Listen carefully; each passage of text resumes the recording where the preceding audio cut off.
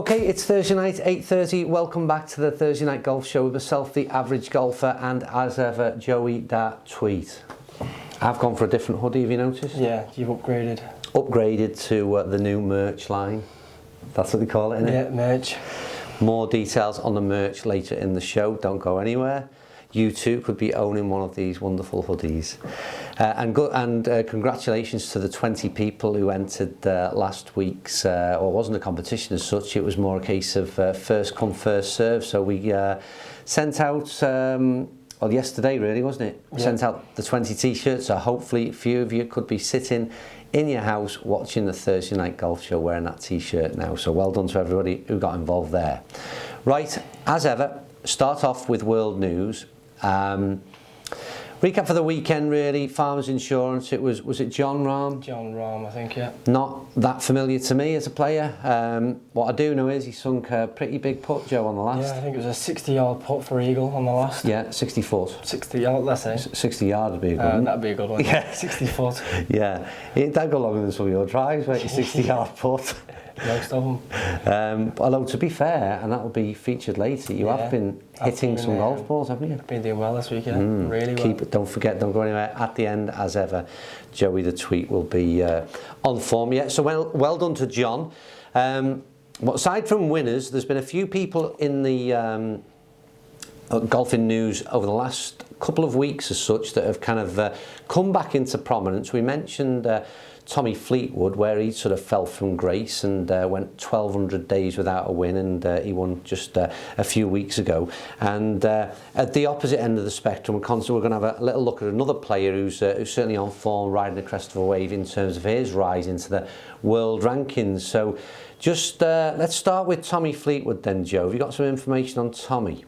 Yeah, so we got to his career best in 2014. Which was? World number 52. So. Right, okay. So what we're looking at, we've picked out, I think it's 5 or 6 players, real prominent names who, in the space of 3 or 4 years, have sort of big rise to fame, if you like, in terms of their world ranking, and that sort of fall from grace. And so Tommy went from world number 52. Yeah, to world. That's in 2014. Yeah. And in 2016, after playing the Omega, yeah, he fell to 188. And then he's just won after that 1,200-day absence, and he's now back up to world number 53. Yeah. So that's Tommy, one end of the spectrum.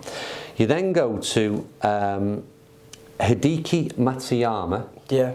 I said that quite well, didn't I? Better than I can say it. So he turned pro in 2013. Yeah, and he's off forever. Well, since then he's just been rocking it, hasn't he? Yeah. This is a guy now who's really on form, and he's getting to the top of his game. So reel off where he started. So in 2013 he was ranked 23rd. Yeah. Then 2014 he was 16th. Yeah. Then the year later he was 15th, and then the year again. So now he's basically he's fifth in the world. So again, that's an opposite end of the spectrum of a complete rise in the space of 3-4 years into the sort of top 5 in the world. Now we're going to have a look at a few players that are in between that, and like I said, some names that are really sort of fell from grace, and quite well, none more so than perhaps Luke Donald, which was world number 1 for 56 weeks. 56 weeks. In 2011. Yeah. 2012. And then he fell down one, didn't he? Yeah, well, world number 2 still in 2012. So absolutely phenomenal 2-year streak for Luke Donald. But he's now a lowly 96 in the world. And again, one of those people that, like I said, that's a 4-year gap in golf terms from world number 2 down to world number 96. And trying to highlight here that, you know how difficult it is to play club golf on a Saturday, Sunday, the weekend, and maintain a handicap. I mean, trying to maintain it up in the top sort of 50 in particular is the real key world ranking for sort of certain invites. It's not easy to do. Another player that I picked up on was Martin Keimer, the German guy. Now he's hanging on, isn't he, at the minute? Yeah, he's currently 50th. He's 50th, so that's still going to get him a good few invites to certain competitions. So give us a bit of a... So 2010 to 2011, he was third and fourth. Yeah. Which is obviously really good. 2014, he fell to 12th. Yeah. Which again is still Yeah, he was still good for that 4-year period, and now again he's in a slump back to kind of like 50th. And again, very quickly, and these are Europeans that tend to be mentioned here. There's going to be a kind of I'll bring this together at the end of it all and what impact it's had on a wider scale in different events. But Graham McDowell, where's he at the moment, Joe? He's 95th in the world. 95th in the world. Give me that misery about his last... Yeah, so the last year he missed 13 cuts. Yeah. Got cut 13 times. Which is unbelievable from a player, and I'll go back again. 2010, this guy, Graham McDowell, was 6th in the world. He was 2010 through to 2014. He managed to stay in the top 15 of the world for that whole period. And then you go to 2016 and the guy misses 13 cuts. Current ranking is 95th in the world. And Graham McDowell, in the event that I will get to, I'm going to mention briefly here now, is the Ryder Cup. He was a stalwart of the team again. He was often thrown out as the last player. He was Mr. Reliable in terms of the Ryder Cup, and now, as I say, ranked 95th in the world. Carrying on with 3 more Europeans very quickly. Jamie Donaldson, again, another hero of the Ryder Cup. There's a bit of a Ryder Cup curse here when I look at it. 2016, unfortunately, Jamie again. 11 missed cuts. Yeah, 11 missed cuts. He fell from top 50 in the world for that 3 years, from 2012 2015. Yeah. And now he's 164th. Yeah, unreal. I mean, it was interesting to do the kind of research. We threw up some names that I was well aware had sort of fell down the world rankings, but in some cases, and Jamie being a case in point, didn't realise quite how far he'd fell down and off the radar. Another one, Eduardo Molinari, 2010 top 20, slipped right back down in 2013 to 285th, and then the real one again, he got himself back up to the top 100. And then last year he missed 11 cuts, but he was ranked 991 in the world, which is unbelievable. From a top 20 player 6 years ago, 991. This guy, we featured him not so long ago because I was surprised to see him. He was at Q School and he qualified. He's done well actually in the last 2 events, and he's shot up a couple of 100 places in the world rankings, currently 714th.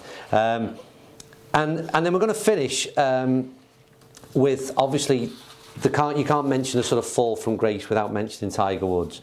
Number 1 for 683 weeks. His record is absolutely phenomenal. And then when you study it and have a look at his world ranking fall, back in 2013 he was still ranked number 1, 2014 32nd, and we all know his injury problems and everything else that went on.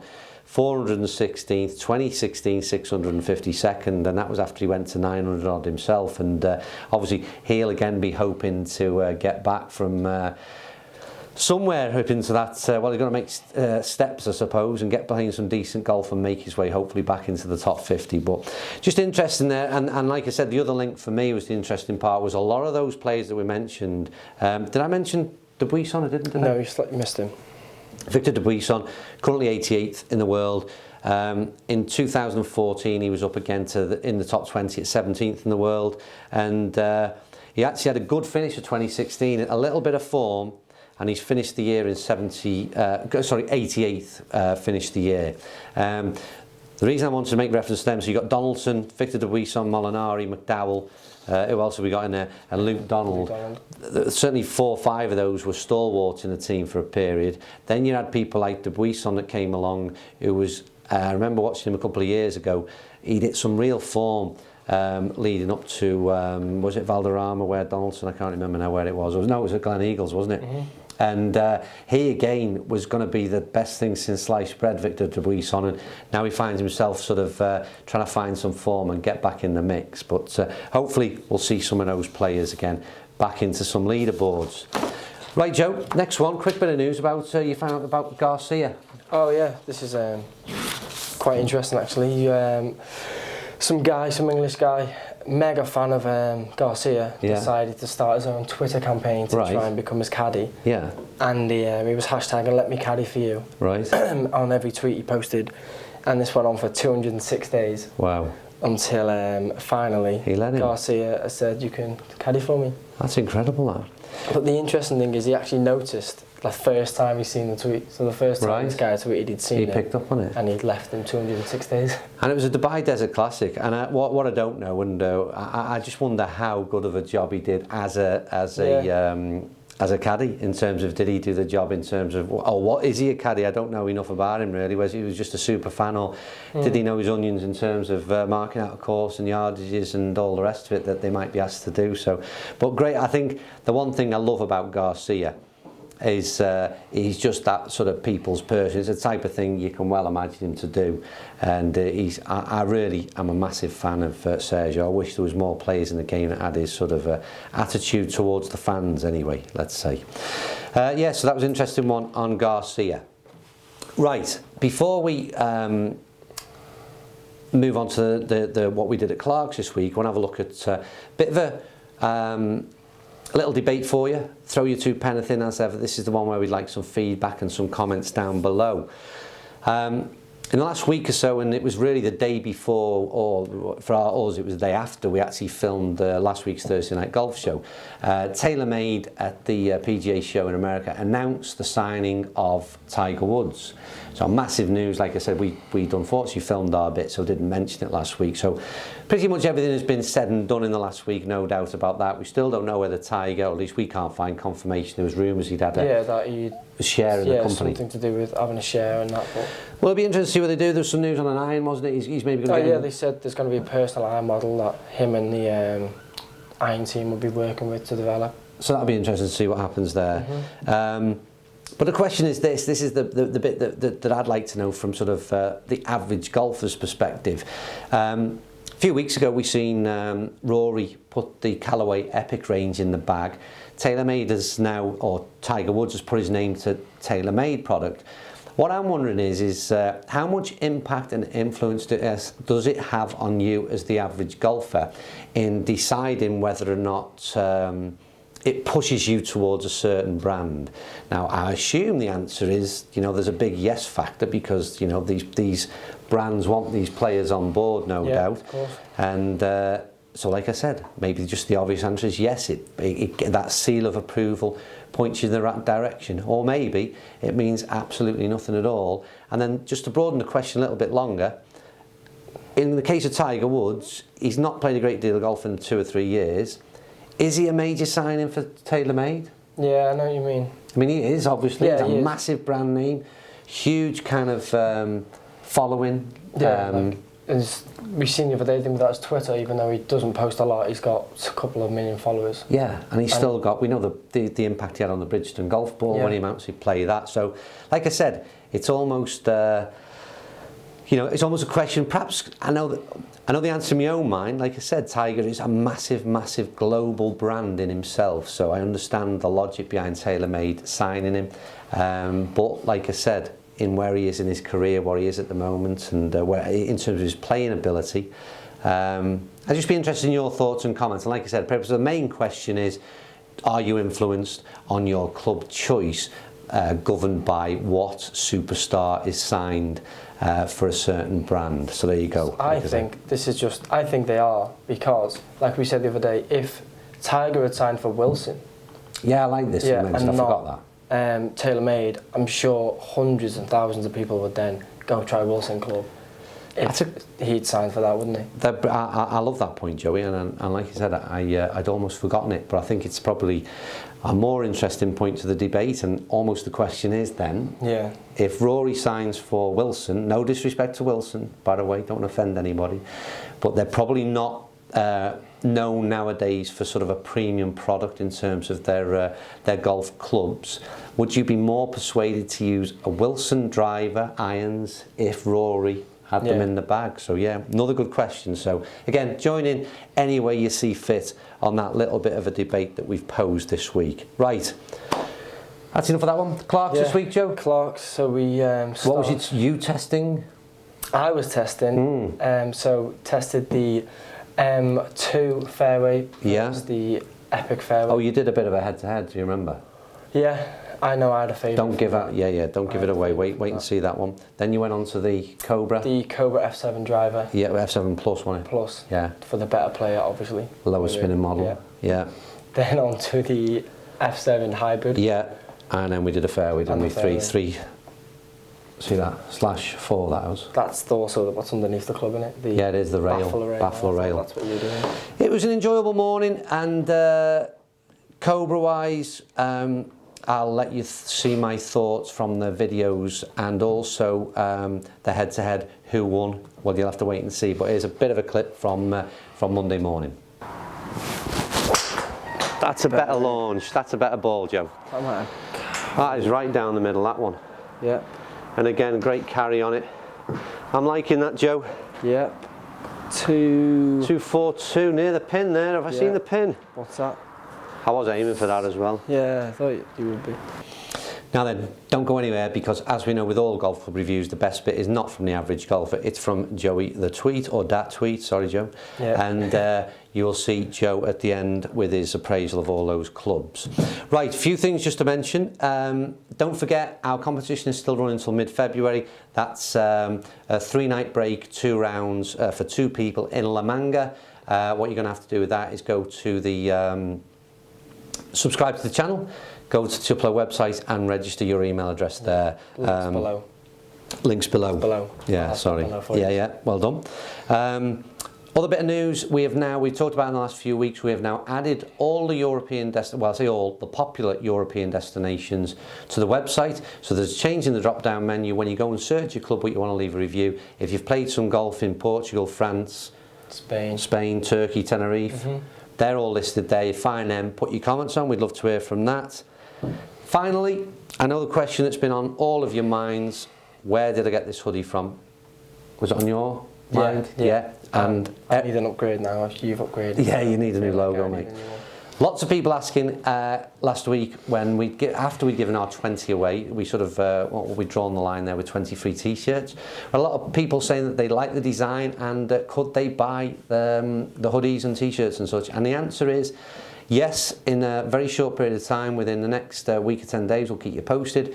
The Taggers website will be live, which will be selling some, I'd say, practice wear, let's say. There's hoodies, t-shirts, polo shirts, some caps and bits and bobs, and yeah, keep an eye out for those, but we'll keep you posted with that one. Like I said, enjoyable week, not a lot going on in golfing news. Hope you enjoyed the show. Finish with you, as ever, Joe. Hitting the clubs. And have a little bit, I was going to say a laugh, he's getting too good now, it's all getting a bit boring. So hope you enjoyed that, and we'll see you next week on the Thursday night golf show. There you go. I say it. Oh, Joe, look at that, that's gone. I think Skytrack's got the numbers mixed up a bit. Yeah, there you go. Oh, Joe, we've got it, we've picked it up. 113 to beat. Oh, there's only one winner here, mate. There's only one winner here. What's so is you going with the Callaway? Callaway's going in the bag. He's in. Well, Joe, I've got to give it you, mate. You've hit a few balls. You've actually hit a few balls today. Is it going to break your 160 barrier? No. Oh, right, hold on. Right, one more. Oh no, we did get it. There you go. Ooh! Yeah. Just a little nice shot this is going to be. Now you know what Tiger went through, mate. Oh! In the tyre.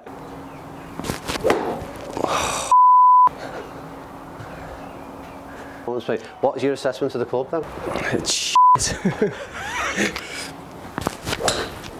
Trade.